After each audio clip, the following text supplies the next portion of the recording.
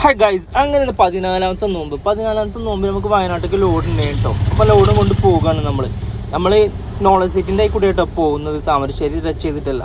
അത് നമ്മൾ അടിവാരം എത്താനായിട്ടോ. അടിവാരം എത്തിയപ്പോൾ നമുക്കൊരു സമാധാനം കിട്ടി. ചുരത്തും വലിയ തിരക്കൊന്നുമില്ല.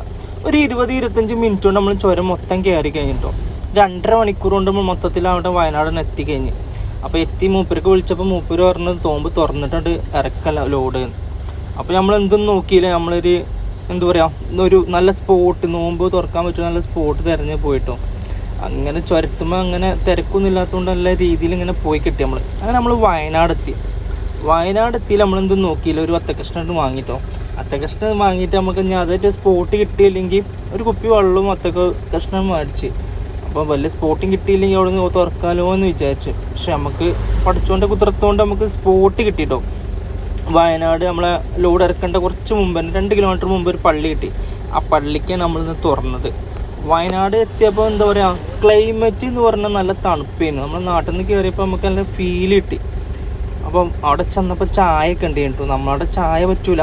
അവിടെ ഉണ്ടായിരുന്നത് ഉള്ളിവട, കടലേറ്റ്, ഒരു ജ്യൂസ്, ഒരു ചായ, പിന്നെ ഈത്തപ്പഴം.